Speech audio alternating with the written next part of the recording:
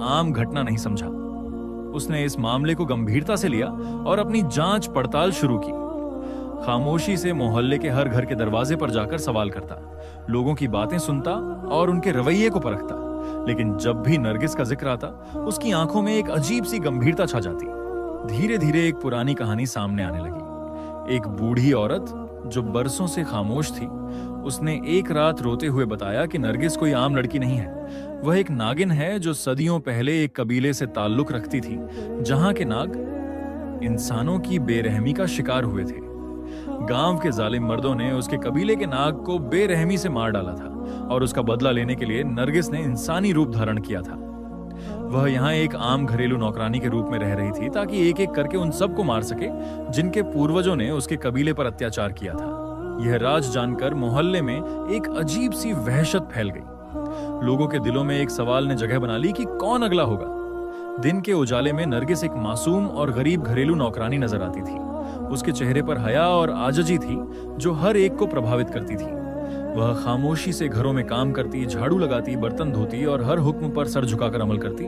लेकिन रात के अंधेरे में वह एक खूंखार नागिन बन जाती जो मर्दों को अपनी मोहब्बत के जाल में फंसाकर उन्हें मार देती थी। उसकी दोहरी शख्सियत ने लोगों को उलझन में डाल दिया था। कोई यकीन नहीं कर पा रहा था कि यह वही नरगिस है जो दिन में इतनी मासूम नजर आती थी। एक और रात एक नया हादसा हुआ। मोहल्ले का एक और मर्द जो नरगिस के हुस्न का दीवाना था, अचानक गायब हो गया। उसके दोस्तों ने उसे आखिरी बार नरगिस के साथ देखा था।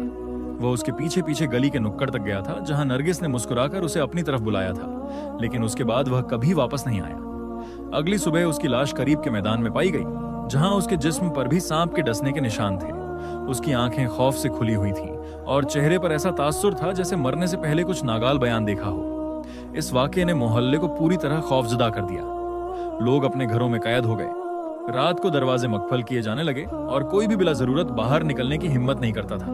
औरतें अपने शौहरों को नसीहत करती कि नरगिस से दूर रहें, और मर्द जो कभी उसकी मोहब्बत में गिरफ्तार थे, अब उसका सामना करने से कतराते थे। लेकिन नरगिस के चेहरे पर अब भी वही रहस्यमयी मुस्कान थी। ऐसा लगता था जैसे उसे मालूम था कि उसके शिकार कब और कहां आएंगे। आलिम ए दीन जो इस मामले को हल करने आया था, उसने अब अपनी तवज्जो नरगिस पर मरकूज कर दी थी। वह समझ चुका था कि यह एक आम इंसान का मामला नहीं। उसने कुरान की तिलावत शुरू की, दुआएं पढ़ी और मोहल्ले वालों को सब्र व हौसले की तलकीन की। लेकिन नरगिस की आंखों में एक ऐसी चमक थी जो उसके अल्फाज को बेअसर बना रही थी। वह जब भी नरगिस को देखता, उसे महसूस होता जैसे वह किसी और दुनिया की मखलूक के सामने खड़ा है। एक ऐसी मखलूक जो सदियों का गुस्सा अपने अंदर समेटे हुए थी और अब उसके रास्ते में कोई भी आए उसे खत्म कर देने पर तुली हुई थी। मोहल्ले के लोग बेबस थे। वे जानते थे कि कुछ बड़ा होने वाला है, लेकिन कोई नहीं जानता था कि वह क्या होगा। नरगिस की दोहरी जिंदगी, दिन में मासूम और रात में खूंखार, अब एक खुली किताब बन चुकी थी। लेकिन इस किताब का आखिरी सफा अभी बाकी था। आलिम दीन की मुदाखलत ने मोहल्ले में एक नई हलचल मचा दी। मस्जिद के मिंबर से दी जाने वाली तंबीह ने कई दिलों को झंझोड़ दिया। लेकिन इंसानी फितरत हमेशा से तजस्सुस और हवस की असीर रही है। चंद लोग इस नसीहत को संजीदगी से लेते नजर आए, मगर ज्यादातर के चेहरों पर बेयकीनी की झलक वाज़ेह थी। कुछ का मानना था कि नरगिस महज एक आम लड़की है जिसे गलत समझा जा रहा है, जबकि बाज के दिलों में उसके लिए खौफ की बजाय मजीद तजस्सुस बढ़ता जा रहा था। नौजवान फहद, जो नरगिस से सच्ची मोहब्बत करता था, उन चंद लोगों में से था जो उसकी हकीकत जानने के बावजूद उसके करीब रहना चाहते थे। उसकी आंखों में नरगिस के लिए एक ऐसा जज्बा था जो दूसरों से बिल्कुल मुख्तलिफ था। वह नरगिस को एक नागिन के तौर पर नहीं, बल्कि एक दुखी रूह के तौर पर देखता था, जो दुनिया के जुल्म व सितम सहते सहते पत्थर दिल बन चुकी थी।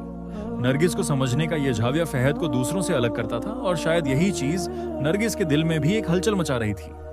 लेकिन मोहब्बत और फितरत का यह तसादुम आसान नहीं था। नरगिस के दिल में एहसासात तो जाग रहे थे, मगर उसके अंदर की नागिन सदियों की नफरत का बोझ लिए घूम रही थी। वह अपने इंतकामी आग को भुलाने के लिए तैयार नहीं थी। हर बार जब फहद नरगिस के करीब आता, उसकी आंखों में एक अजीब सी चमक नमूदार हो जाती, जैसे वह अपने दिल और फितरत के बीच किसी जंग में गिरफ्तार हो। आलिम दीन ने नरगिस को रोकने की कोशिश की, उसे उसके वजूद की खूबसूरती की याद दिलाई, लेकिन नागिन की फितरत अब काबू से बाहर थी। वह हर उस इंसान को खत्म करना चाहती थी जो उसके माजी के जख्मों का जिम्मेदार था। फहद ने अपनी मोहब्बत का वास्ता दिया, मगर नरगिस की आंखें अब किसी मोहब्बत को तस्लीम करने के लिए तैयार नहीं थीं। एक लम्हा आया जब फहद ने अपना हाथ आगे बढ़ाया और नरगिस की आंखों में एक बार फिर हिचकिचाहट ने जन्म लिया। लेकिन यह हिचकिचाहट ज्यादा देर कायम न रह सकी। नागिन की फितरत ने मोहब्बत को एक बार फिर शिकस्त दे दी। उसके वजूद में सदियों की नफरत का जहर भर चुका था, जो एक लम्हे में खत्म नहीं हो सकता था। लेकिन फहद की मौत के बाद नरगिस के आंसुओं की बारिश हुई, जो शायद इस बात का ऐलान था कि मोहब्बत कभी मरती नहीं। शायद नरगिस के दिल की गहराइयों में कोई ऐसा दर्द था जो अब तक उसे जीने नहीं दे रहा था, और यही दर्द उसे बार बार इंतकाम लेने पर मजबूर करता था। नरगिस के दिल में एक तूफान बपा था। एक तरफ इंतकाम की सदियों पुरानी आग थी, जो उसकी रगों में सरसराती हुई खून को उबलने पर मजबूर कर रही थी, और दूसरी तरफ मोहब्बत की वह नरम गर्मी जो एक इंसान की कुर्बानी ने उसके दिल में रोशन कर दी थी। वह जो कभी सिर्फ एक अफरीद समझी जाती थी, आज पहली बार खुद को एक बदनसीब महसूस कर रही थी।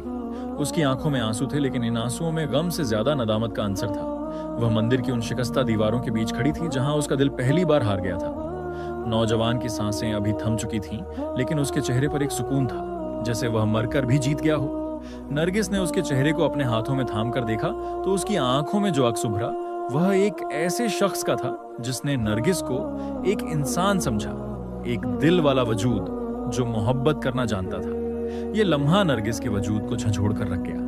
वह जो खुद को हमेशा से नाकाबिले शिकस्त समझती थी, आज मोहब्बत की ताकत के सामने टूट चुकी थी। उसका कबीला उसे पुकार रहा था, उसके बुजुर्गों की आवाजें उसके कानों में गूंज रही थीं। वापस आ जाओ, तुम इंसान नहीं हो, तुम उनके साथ नहीं रह सकती। लेकिन नरगिस के कदम जमीन पर जमने लगे थे। उसकी नजरें उस नौजवान की कब्र पर थीं, जहां उसके आंसुओं ने मिट्टी को भी नम कर दिया था। उसे पहली बार एहसास हुआ कि वह एक इंसान से ज्यादा कुछ नहीं चाहती थी। उसकी सांसों में जो सरसराती आवाज थी, वह अब सिर्फ एक शौक मोहब्बत में बदल चुकी थी। मोहल्ले वाले अब नरगिस को एक अफरीद के बजाय एक बदनसीब रूह समझने लगे थे। लोग जो कभी उसके नाम से खौफजदा हो जाते थे, अब उसकी दास्तान को हमदर्दी से सुनते थे। औरतें जो कभी उसके खिलाफ बातें करती थीं, अब उसकी कहानी सुनकर आंसू बहाती थीं। एक कुर्बानी ने नरगिस को एक नई पहचान दी थी। नरगिस ने मंदिर की दीवारों को आखिरी बार देखा और गहरी सांस के साथ आसमान की तरफ देखा। तारे आज कुछ ज्यादा चमकदार लग रहे थे, जैसे आसमान भी उसकी कहानी को सुन रहा हो। वह धीरे धीरे अंधेरे में गायब हो रही थी, लेकिन उसका दिल रोशनी से भरा हुआ था। सुबह जब मोहल्ले वाले नौजवान की कब्र पर गए तो वहां आंसुओं के ताजा निशान मौजूद थे। यह इस बात का सबूत था कि नरगिस अब भी जिंदा थी, लेकिन अब वह इंतकाम की नहीं, मोहब्बत की अलामत थी। उसके आंसू इस बात की गवाही दे रहे थे कि मोहब्बत ने बिलाखिर इंतकाम पर फतह हासिल कर ली थी।